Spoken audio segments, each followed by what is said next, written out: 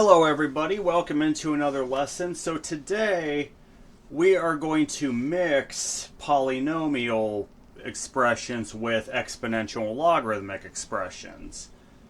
These come up all the time in calculus, particularly in calculus 2 and again in differential equations.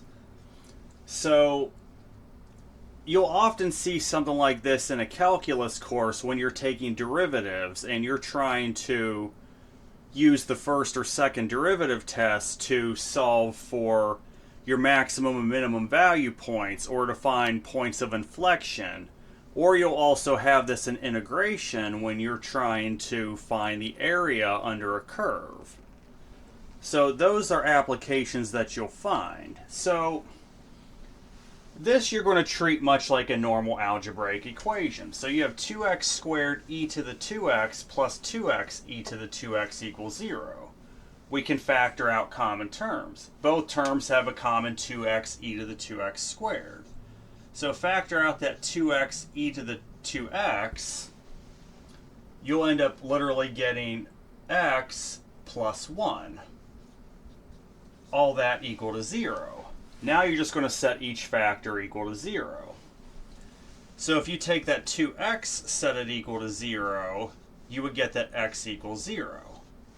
If you take e to the 2x, set it equal to 0, we have a problem because no number, if you raise e to any power, it cannot equal 0. So that's not even viable. Now, if you take x plus 1, set it equal to 0, you'll end up getting x equals negative 1. So of the two that remain, we need to see if they're viable solutions and not extraneous. So if you put in 0 for both of those, yes, you're in fact going to end up getting 0. We know that works. How about negative 1? Well, if you put in negative 1 here, you would end up getting 2 over e to the second minus 2 over e to the second, which would also give you 0. So you have two viable solutions. X would equal both 0 and negative 1. Those would end up being your answers. X equals both 0 and negative 1.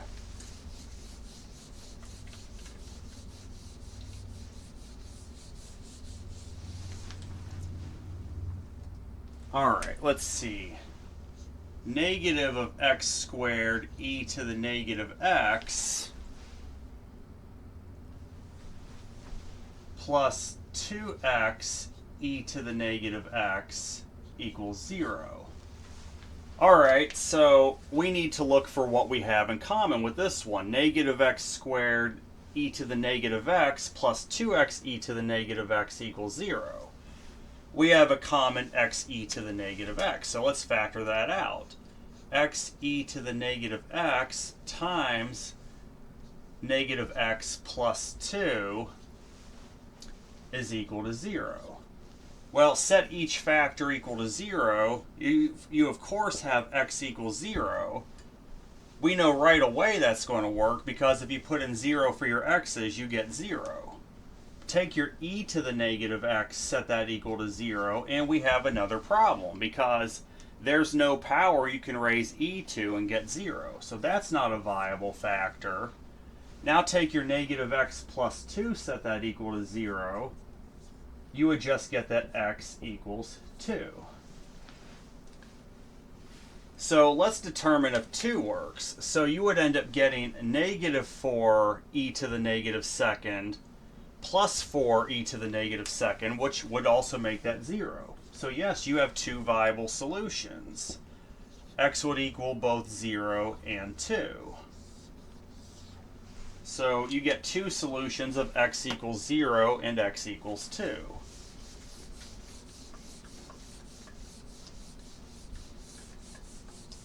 All right. Negative x e to the negative x plus e to the negative x equals 0. Alright, so negative x e to the negative x plus e to the negative x equals 0. You just have a common e to the negative x, so factor that out. you have e to the negative x times negative x plus 1 is equal to 0. So set each factor equal to 0. E to the negative x equals 0 doesn't work. But what about negative x plus 1 equals 0? That's just going to give you x equals 1. And if you put that in, you would get negative e to the negative first plus e to the negative first equals 0. That works. So your only solution is x equals 1 in this case.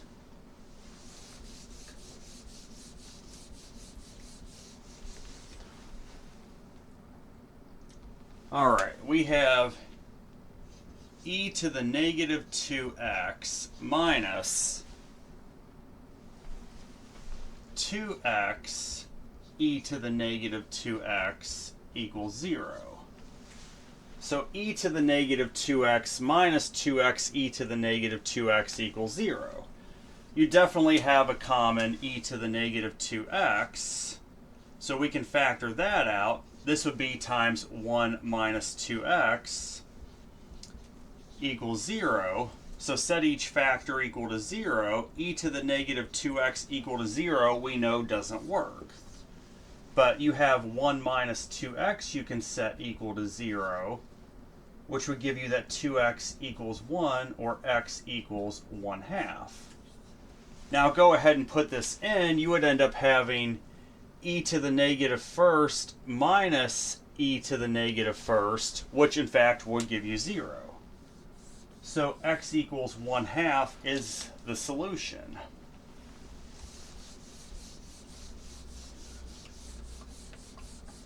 Now we also can do this with logarithmic equations. I have 4 of those. So let's say you have 2x times the natural log of x plus x equal to 0.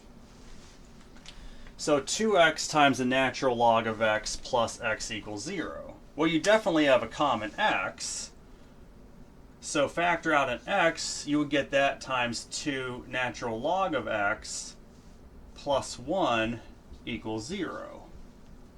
Now, let's see here if we have 2 viable solutions. We, of course, would have x equals 0, and right away we know, well, 1 second here, though.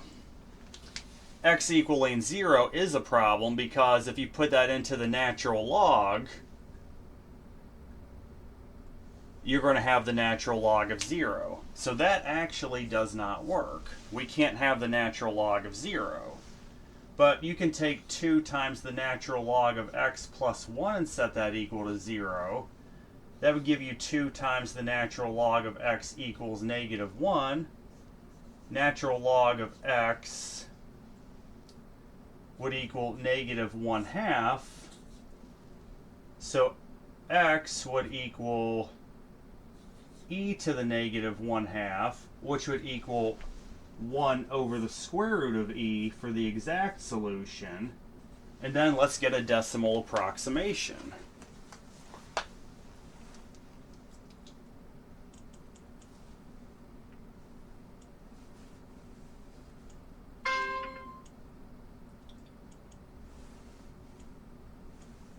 You get about 0.607.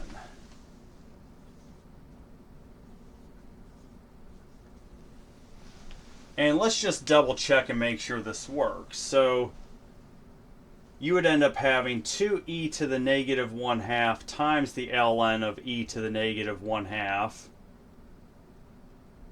So yes, you would end up having then, let's see, so 2e to the negative 1/2 times negative 1/2 plus 1/2. Oh, I'm sorry, not plus 1/2, plus e to the negative 1/2. It never hurts to check your solution. Well, that's going to give you negative e to the negative 1/2 plus e to the negative 1/2, which in fact would give you 0. So yes, this is your solution. X equals exactly 1 over the square root of e, which is approximately equal to 0.607. I got 3 more, and then we're done with the lesson.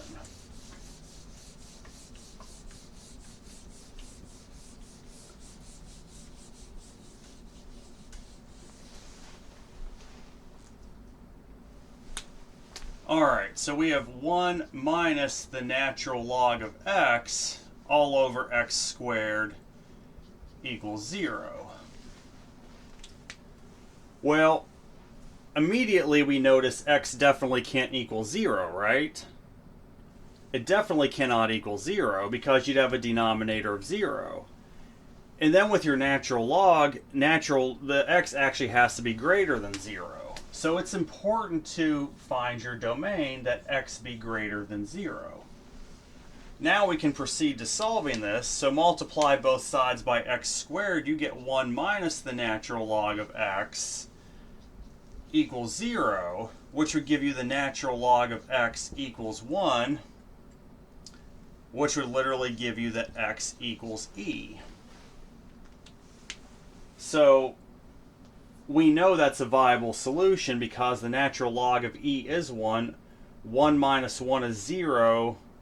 Over e squared is still 0. But let's get a decimal approximation for e. That should be about 2.718. So x equals e, or is approximately equal to 2.718.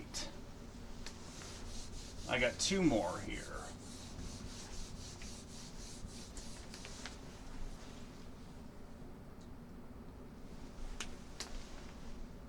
One plus the natural log of x over 2 equals 0. Alright, well, this would just turn into 1 plus the natural log of x equals 0, which would give you that the natural log of x equals negative 1. So that would give you x equals e to the negative 1, which in short is 1 over e. Which we know this will be true. The natural log of e to the negative 1 is negative 1. 1 minus 1 is 0 over 2 is 0. So we know this solution works. Now let's find a decimal approximation here.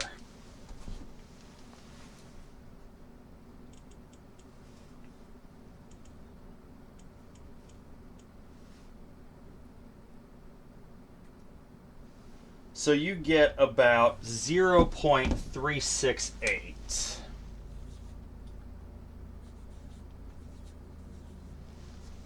So x equals exactly 1 over e, or approximately 0.368. And I have 1 more, then we're done. 1 more or 2 more? No, 1 more. This one will be a bit more of a doozy, however. So we have 2x times the natural log of 1 over x minus x is equal to 0. Alright, so 2x times the natural log of 1 over x minus x equals 0. Well, both terms have a common x, so we can factor that out. You'll end up getting x times the quantity of 2 natural log of 1 over x minus 1 equals 0. So take each factor, set it equal to 0. You first start off with x equals 0. Well, the problem with using 0 is you would have 1 divided by 0 in your denominator there. You would have a logarithm of an undefined expression, which itself is undefined. So x equals 0 is not a viable solution. So now we can deal with 2 times the natural log of 1 minus x, 1 over x minus 1 equals 0.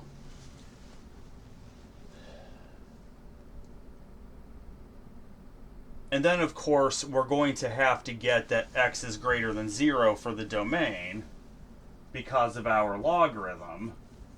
If it's less than or equal to 0, it's undefined. So this will turn into 2 times the natural log of 1 over x is going to end up equaling 1. So the natural log of 1 over x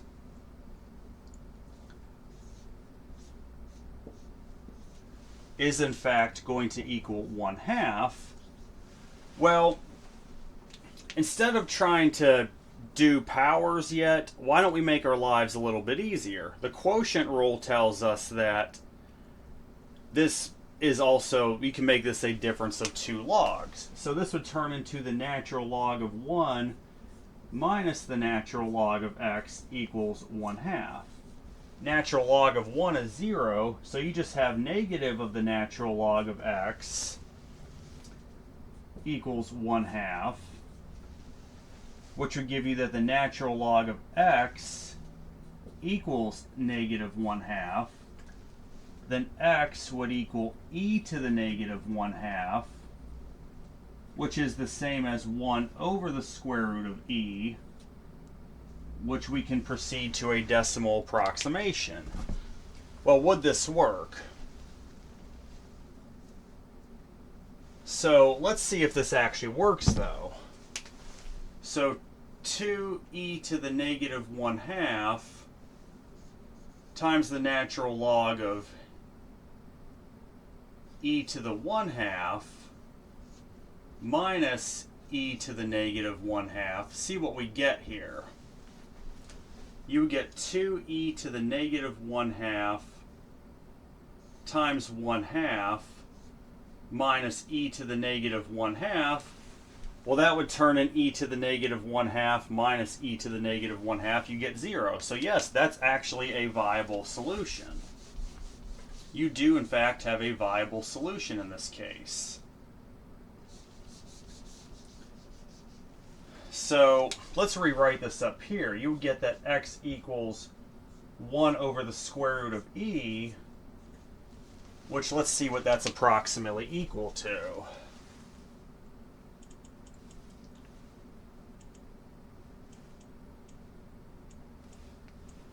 Approximately 0.607. So x equals exactly 1 over the square root of e, or approximately 0.607. So that's it for this lesson. That's actually it for this unit. The very next lesson we start trigonometry, which will be on for a decent stretch. The very next lesson will be just about general angles and radian measure, so that one won't be too bad. So I hope everyone has a great day. Take care.